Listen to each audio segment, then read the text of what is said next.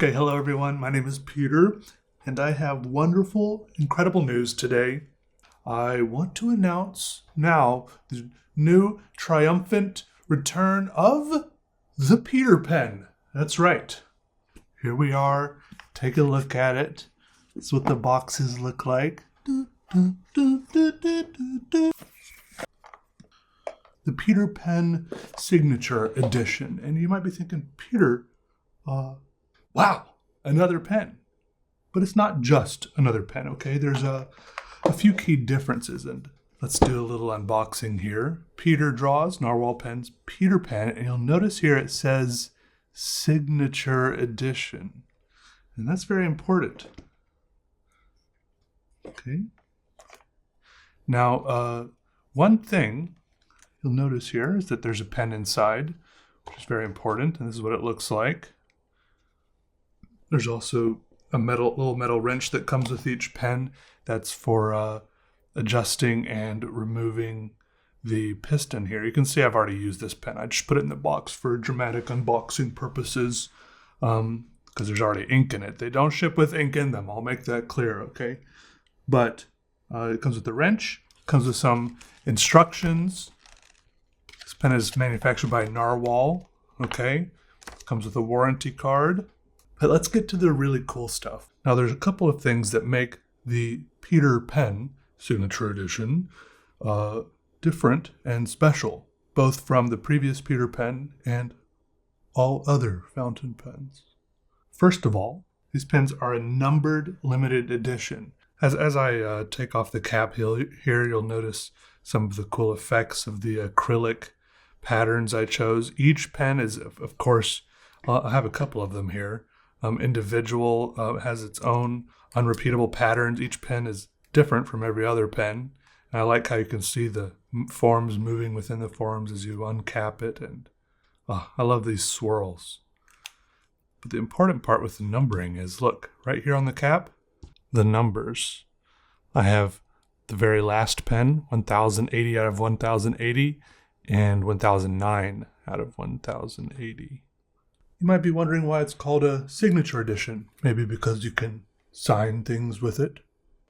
It'll be a good guess, but no. Each pen will ship with, in the box, a custom card, which I spent hours and hours doing this, signing over 1,000 cards. I signed 1,000 cards by hand, and they will be packaged in the box. You get a custom Peter Draws signed card with it has the original box artwork on there as well on the other side. And so there's a little custom touch in a couple of ways there. You got the numberedness, you got the signatureness, and I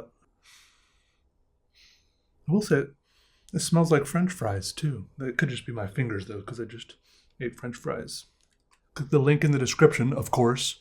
Go get you a Peter Pen before they're all gone again. I was very happy to once again partner with Narwhal Pens and Goldspot to make this pen for y'all again. So we have 2 nib sizes available.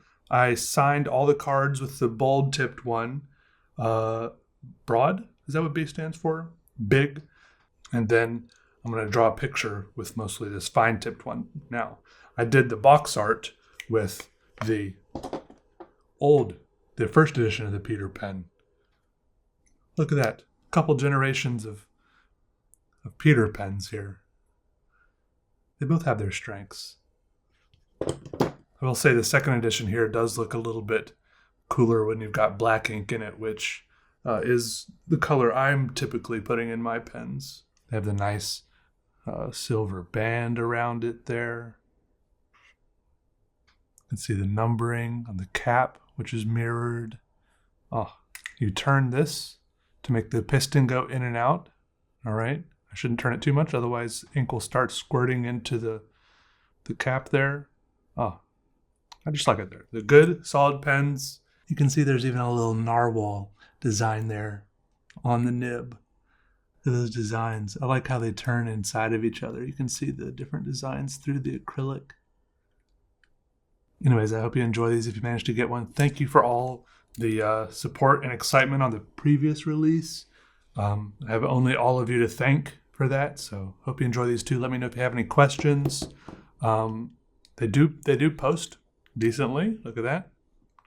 There's a little wiggle just because that's also the part that turns to move uh, the piston in and out, but it doesn't fall off, right? So I personally don't usually post it, but if you're really into posting, it does stay on there. So people asked about that in the past is the only reason I'm saying. Okay, we got to draw now, okay? To show you that these pens do pass the ultimate test, okay? They do draw lines. And no, I can't claim that these pens will make you better at art, but I also can't claim that they won't. Right? That's an unproven thing. And check it out, there's the numbers on the caps. They're laser etched on there. The only thing you got to be careful of is if you buy two of the pens, don't take the caps off of both of them at the same time, because then you might put them back. I mean, it is cool because you can mix and match them, and then you mix and match the designs, but then you don't know which pen is which number because the numbers are on the caps, which I guess isn't the end of the world, but it's just an interesting problem I ran into because now I don't know which pen is 1080 and which pen is 1009. Keeps me up at night. I haven't slept in days.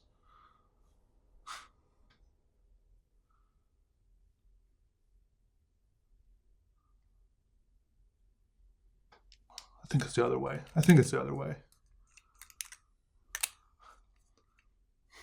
You're 1080. You're 1009. Yeah. Okay, I'm going to do this drawing in my sketchbook with Noodler's black ink. And as a whole, I'm pretty happy with Noodler's ink if you're looking for a good ink to put in your fountain pens.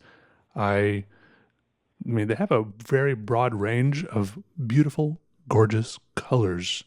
And my favorite one from them is the black ink. But I'm probably, well, a lot of people like a lot of the other colors. So don't feel bogged down in the blackness like I am.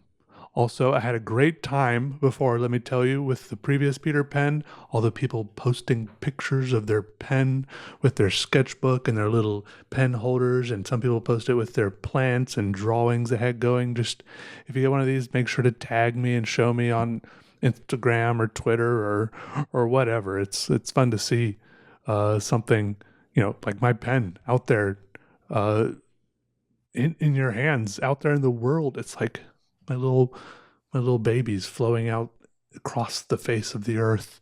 And as I did a little interview with Goldspot, you might be able to, if you get the Goldspot magazine, you might be able to see there's a little article in there they did with me, which is really cool. Make sure you read it if you're able to get that. But as I told them, it's kind of like, I feel like if anyone does a drawing with my pen, the Peter pen, that drawing is like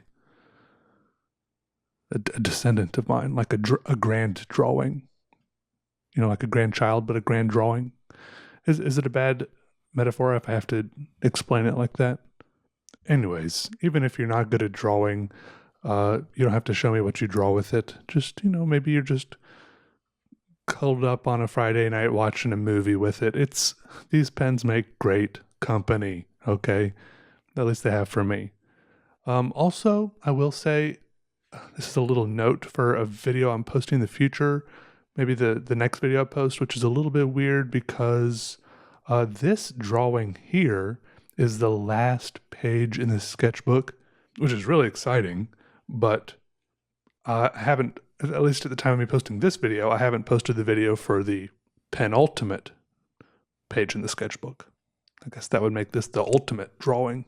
But the penultimate drawing, the second to last page, I haven't gotten around to posting yet, but in that one, I mentioned this video, which I thought I would post that. I thought I would be posting these videos in a different order, is all I'm trying to explain. So when that video goes up, I'll be referencing this video, which I hadn't even made yet. I'm just trying to explain that it might be confusing because I'm posting them out of order, and hopefully, I believe in all of you. You're smart enough to figure out what I was trying to say and all my shortcomings because I was I couldn't figure out how to post videos in the right order. Anyways, okay. So the second to last drawing will come up soon, maybe in a couple more days. I have some weird plans for my next sketchbook, and it might be one of those things where it's a plan that I don't end up sticking to, but I had this plan that maybe for my next sketchbook, I actually try to use a reference for each drawing, which would be very different for me because usually I just use all the references bouncing around in my head, right? I never, for example, here's an idea. What if for each page I print out, this would this would require me using my printer again, which doesn't get a whole lot of use, but I print out like a little post-it note sized reference image just in black and white because it's only a black and white printer. And then I just find some image online or on my computer. Somehow I get an image, I print it out, and then since I'm only using one side of each page, I can like paper clip it to the other side of the page, and then as you flip through the next sketchbook, you'll see my drawing, and on the other side of the page, you'll see the reference. And it's not like I want to try to exactly draw whatever the reference is, like whether or not I, print out a picture of a face or some cool mechanical thing that I like, or some other piece of art, whatever it is, like a car or a building, just a feeling. I don't know how I'd print out a feeling. I guess that's what drawing is for. But the idea is that maybe I could take that and say, if I use it as my reference, maybe it's more like using it as more direct inspiration. It seems like a little bit of an experiment. Worst case scenario, I try it for the first drawing and I don't like it, or I try it for the first 5 drawings and then I get bored of it. Or I can just have multiple sketchbooks going, like I have my sketchbook going where I use the references, and I have another sketchbook going where I just do my normal thing without paper clipping little pieces of paper to the other back of pages, right? Anyways, that's just like a little idea I had going. Let me know what you think. I don't know where I got that idea. Obviously, I'm not the first artist to use references. In fact, it's very encouraged by most people who give advice about drawing to use references, right? What I do is not like the most recommended thing, but most people are trying, like, for example, most people, if they're going out and trying to draw like a person or something, it seems like that's when references are more typically advised so that, they get all the proportions and everything perfect. But also, then again, that's not what I usually draw. I don't draw things that look exactly like other things. That's not my aim. And also, I have this weird feeling that if I drew a person and all the proportions were perfect, that would be a little boring. But maybe I'm pigeonholing myself or making excuses for myself by saying, in the back of my mind, I'm really just thinking, wow, it's really hard to do well-proportioned and well-drawn people. So I want to do this other kind of art that I'm telling myself is more expressive. But maybe it's just drawing well-proportioned and people that look like people very exactly is more like a Western art thing. Because if you look at art from all other sorts of like African cultures, stuff like that, a lot of the times those bodies are very disproportionate. Like they had, like their heads were much bigger than their bodies and stuff like that. Because, they thought that their head was where, there's, I don't know, like their soul and their power and all this importance was. So they made their head bigger. And I feel like that's what art is about, sending a message, not being like, this is what a person looks like, because we all know what people look like. Sometimes I get really jealous of art that effectively sends a message, since I don't know if my art sends much of a message. Maybe it conveys feelings and emotions or is interesting, but I don't know if it sends a message. But maybe it doesn't all have to. I don't know. But I mean, people in Rome and Greece were sending messages with their perfectly proportioned statues of David and whatnot too. So I don't know. I'm no art scholar, but I could start drawing more people. Just I don't want to think myself into any sort of pigeonhole, whether it's about drawing perfect people or imperfect people. I'm just trying to keep my mind open. That's all. Let me know what you think. I love all your comments. I scroll through and I read them. I'm sorry I don't reply to more of them, but they're like, they encourage me and they comfort me and they keep me company in probably a kind of weird and pathetic way. But it's nice to know that you're all out there watching my videos and commenting. And that's what I just do. Sometimes when I wake up in the morning and I can't get out of bed yet, that's when I start scrolling, and it really makes the beginning of my day better. And I'm sorry that, I wish everyone could have that. So I want to say that here, I'll give some of it back. Like, all right, here's some comments for you. Hey, you're doing really good, and great drawing. You look good. I love your eyes. Um, okay, that's good for now. I'll give you some more later. Okay.